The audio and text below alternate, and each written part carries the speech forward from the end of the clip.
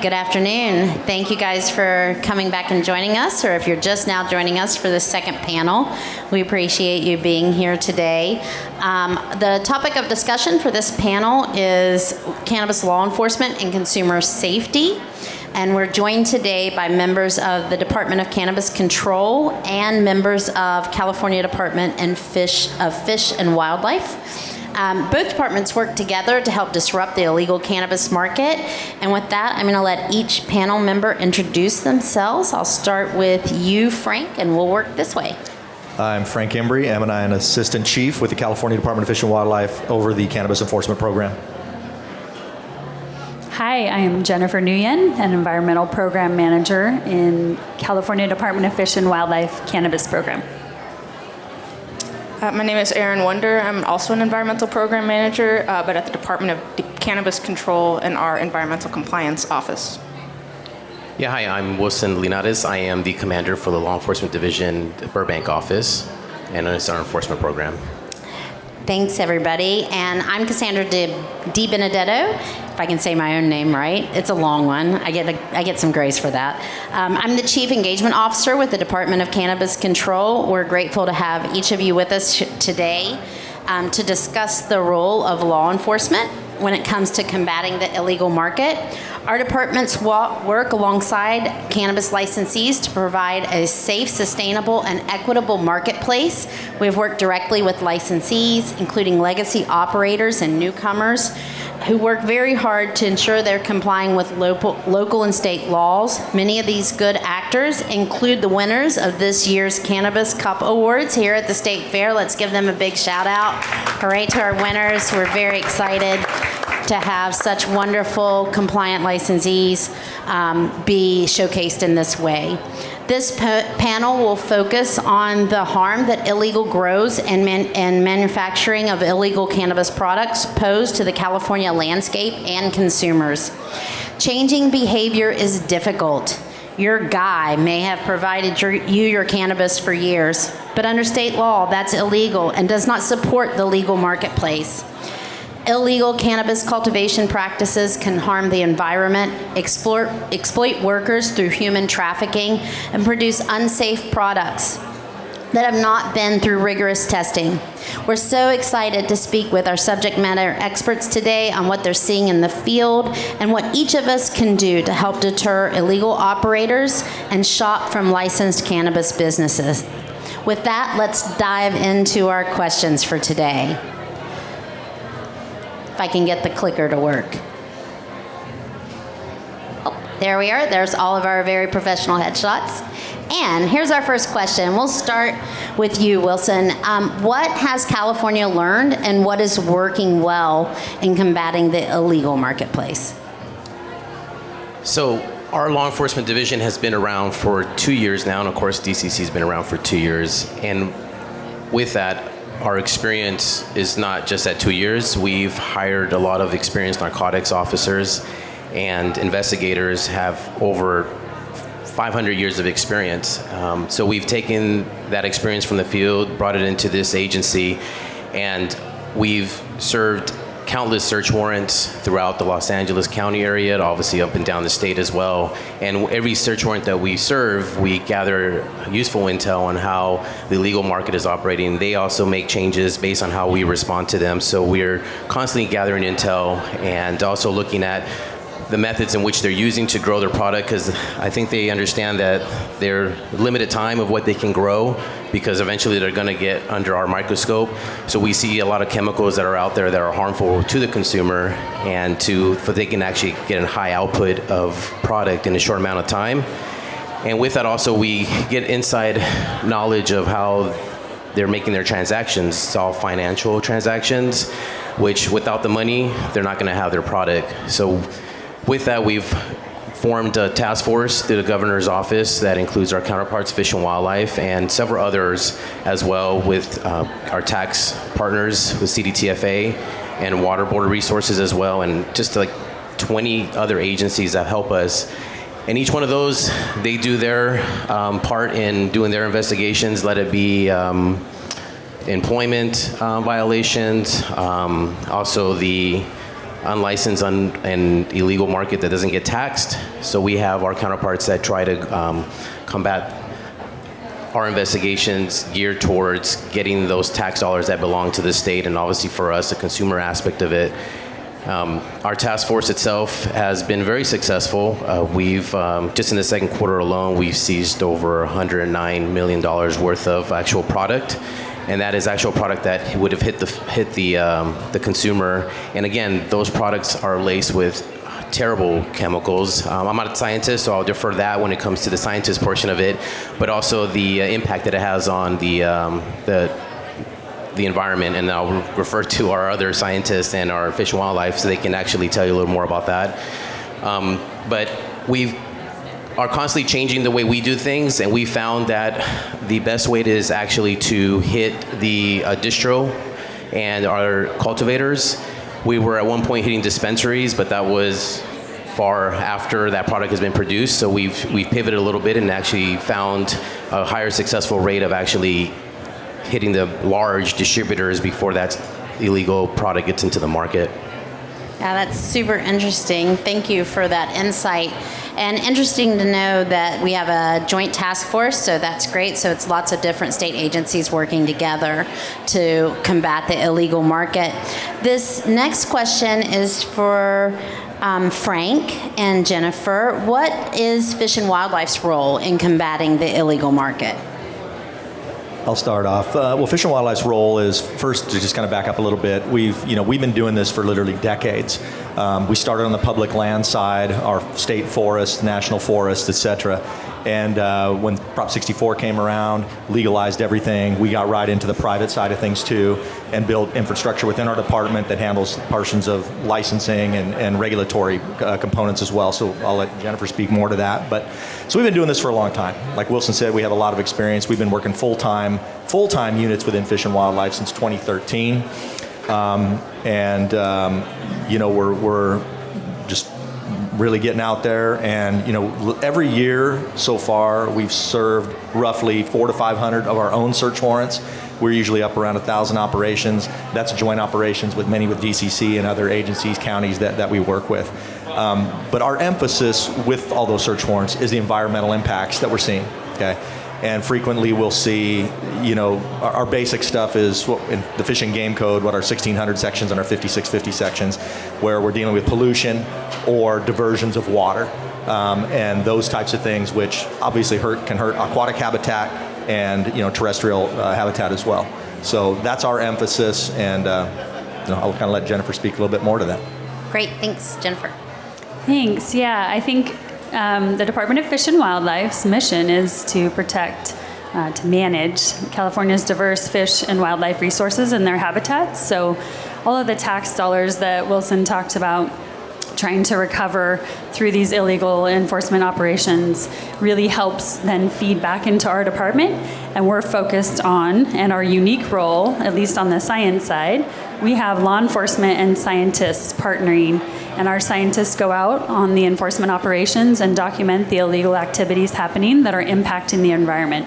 So when there's an illegal diversion, we're trying to figure out how much water is being taken and what species and habitats are being impacted, and trying to put that into writing and documentation to support the cases that law enforcement and our legal office moves forward. So those become felony enhancements if there's environmental impacts, and that's really, I think, helpful to helping combat the illegal market. We have a plethora of roles, not just on the enforcement side, but we work on the regulatory and permitting side, and we have an outreach program, and we have grants. And so I think, and also monitoring. So I think the entirety of our program is really helping to combat the illegal market and trying to transition it into the legal side of things.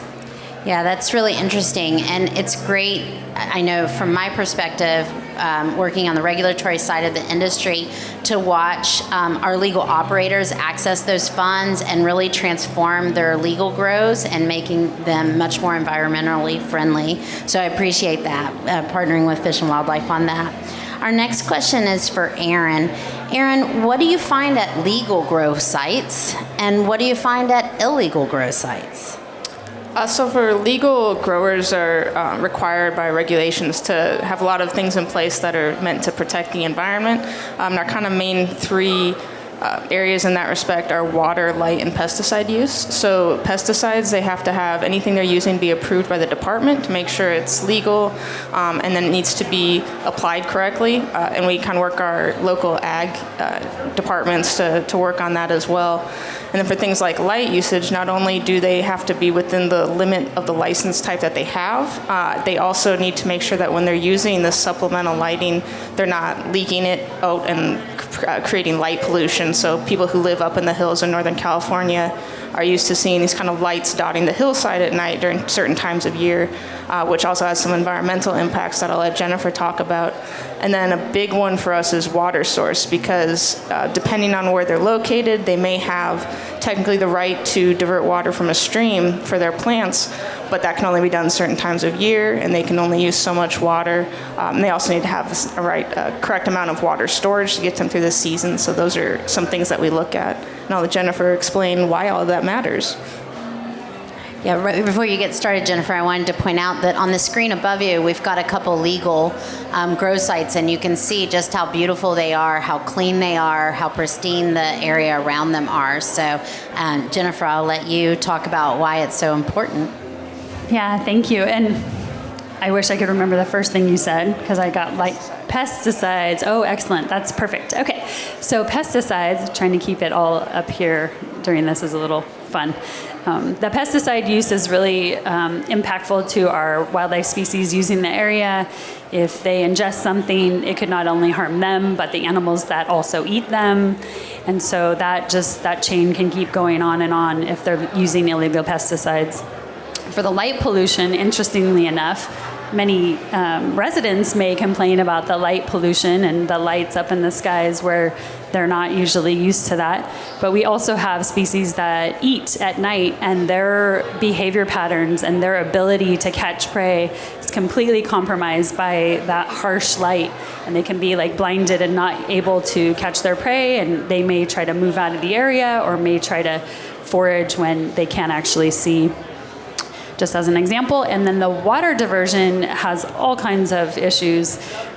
Some of them include when you take water when it's not yours or the right time of year, you could have eggs from frogs or fish that they aren't able to finish their life cycle. So now you have no tadpoles or you have no fish in that system where they were before. There's animals, terrestrial animals, want to come and drink the water. They have to get water somewhere, and if they're used to a certain area and that water is being fully diverted, it is not available for them. Animals cannot live without water, just like humans, so we need to keep that water in its place, and that's why the regulations are there. The water can be taken in the appropriate time of year, and it can be stored, and so water conservation plans and using water appropriately is where it's really the best for all of the plants and animals in California.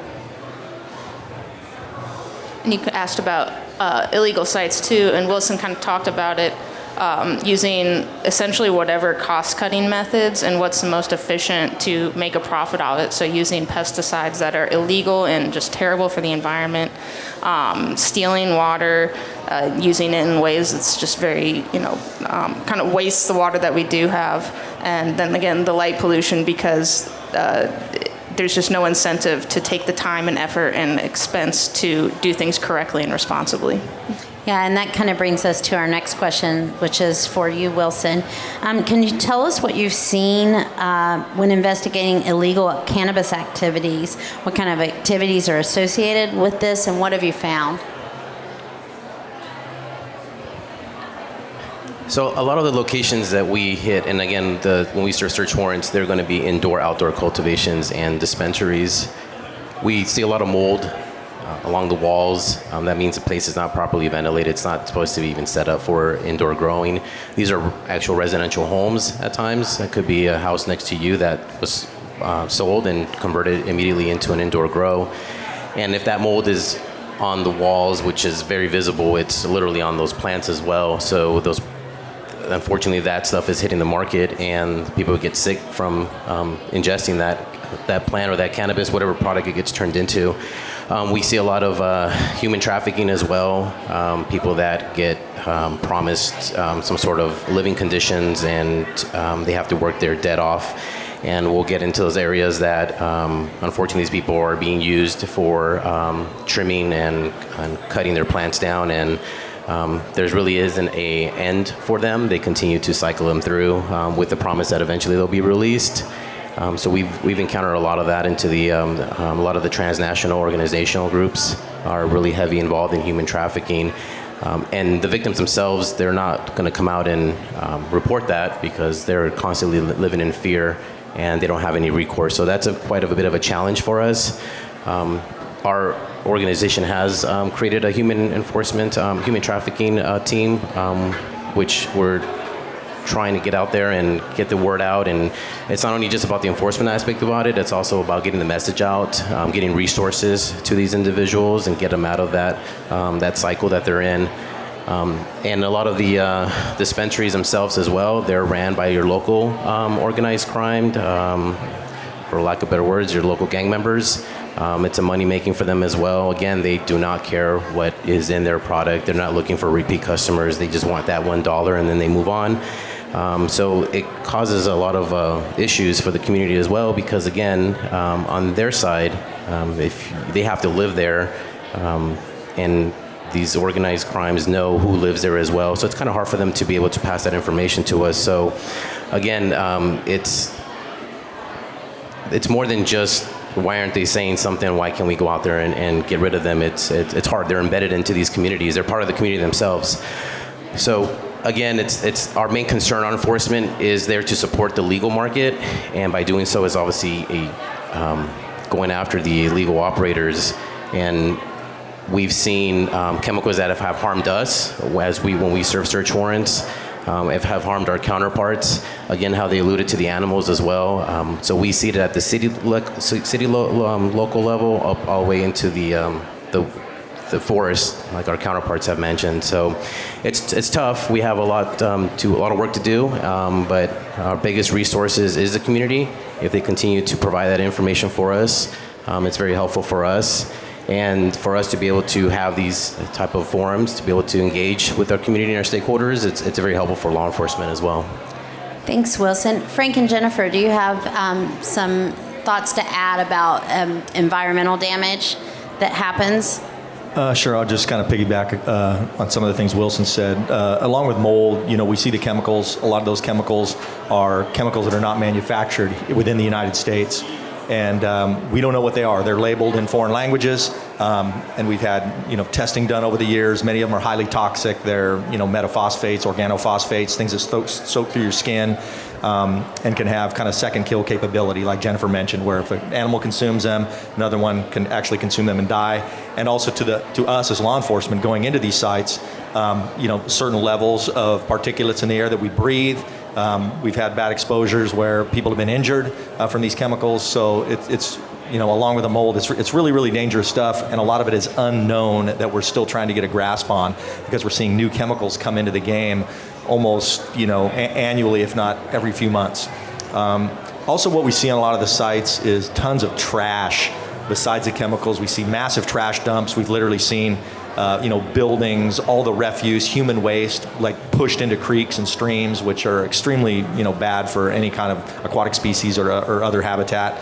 And then we also actually find quite a bit of domestic animal abuse in a lot of these sites. We see, starved dogs, cats that, with mange and dogs with mange and things that are really, really taken care of poorly. And frequently we have to have animal control come out and help us with these things. But we've seen also large animals, pigs, cows, things that are just in a very poor state of living. So there's a lot of, with these illegal operators, there's just a lot of bad things that it's never just one thing, And along with the cannabis, and I don't want to put a percentage to it, but frequently we find there's other drugs involved as well. It's rarely that we just find cannabis, right? They're tied into other drugs or other narcotics, BHO, et cetera. So there's just a lot of bad things that go on with these illicit sites. Yeah, and if we have a second, just speaking to the pesticides and trash that is in or near or around streams, So all of that could potentially flow into the stream and then go downstream. And so any terrestrial animals that drink it, just like our dogs at home or pets at home that ingest that kind of stuff, they're going to get sick and they can go off and die. Again, another animal could eat them and be impacted as well. It is illegal to have trash, and not just illegal pesticides, but anything that can be deleterious to animals in the water. So a legal operation would not have that. That is required to be stored appropriately. The trash has to be disposed of appropriately. And these illegal sites, it's really heartbreaking and disgusting. There is, I think, a CBS News story on one of our ecological reserves, so state-owned land, and it's just, they set up the whole camp, right? They're living out there, whether or not they're there on their own will or on some false promises, they're living out there. It's really no place I would want to live, and they're completely trashing the whole entire ecological reserve that the state has put into, for specific species. Another thing that we see or have seen, my first site visit on an illegal operation was a whole clearing and grading of a mountaintop. And so the water pattern for that system has been completely changed. And so now that water's not going to go where it was supposed to go. And whatever trees or shrubs or whatever was there, that habitat no longer exists. And sometimes that happens, like in the southern areas of the state, or any unique habitats, it could never come back to the condition that it was in, or it might take 100 to 200 years. And so we're talking about impacts that cannot just be bought and recreated. This is not a short-term fix for the illegal stuff that's happening. I was just watching a show, it was a presentation from our internal staff talking about giant kangaroo rat, and you can see their precincts. It's the little areas where they store their food. You can see them from satellite pictures. They're these little tiny cleared spots, and they have such a burrowing network that if you're even out there walking in an area, you could be crushing their burrows and killing the animals. And so the places that we have them preserved is really important that they stay preserved. And when illegal operations happen on our public land, it's not something that we can just fix. Yeah, thank you, Jennifer. Okay, so what should the public know about illegal grow sites? Erin, do you want to start? Wilson did reference it, but the human rights abuses that happen at illegal sites, I think that's one aspect that any kind of cannabis consumer should be considering, is that a legal operation are more likely to be paying their workers and paying them correctly. Maybe they even have benefits. And there are a lot of people working in the cannabis industry that are really, really passionate about cannabis. And it's when you talk to people who work in that, you can feel the excitement that they get to work somewhere and be contributing to their community, and it's above board. And anytime someone is going to the illegal side and purchasing illegally, they're buying from the supply chain that doesn't care about its workers and it doesn't protect workers. So it's one aspect to consider about where you're putting your money, is that there are humans involved in every step of that. And again, kind of with, like, there's no incentive in the illegal market to spend the money to do things that are ecologically responsible.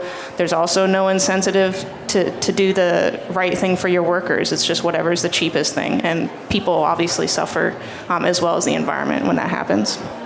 Yeah, I think that's a really good point to make, that the human cost behind illegal transactions and illegal grow sites and the ecological cost, it far outweighs societally the cost of the difference in the legal and illegal market purchases. So it's really important that people support the legal market, that they purchase their cannabis from legal retailers and outlets. And for those of you who weren't in our last session, at our table we have these cool little cards that have a QR code on the back. You can scan it. You can look up your city, and it will draw up all of your legal retail outlets in your city. And that helps you support legal operators, and it also helps you do your part to combat the illegal operators. So one of the things that, let me see. Can I just add to, you asked the question, What was the original question? Because Oh, I'm sorry. What should the public know about illegal grow sites? illegal grow sites. Okay, never mind. I'm going to skip it. Oh, okay. Well, I guess I can flip it. I hear. How Right. about this? So illegal grow sites and illegal operators are not working with the state and not working with the regulatory agencies. And I think we have a huge opportunity here to be working together and to learn and grow, because we can only work with those that are working with us. And so they can share their practices, what they're learning, and we can share that statewide and really develop a regulatory framework and a regulated community that is sharing the wealth and knowledge through our permitting processes. If it's something's not working, we don't know that on the illegal side, it's just not working. But if we have a legal operator working with us, then we can take that practice and that knowledge and share it statewide. And I think that's a huge benefit of being in the regulated market.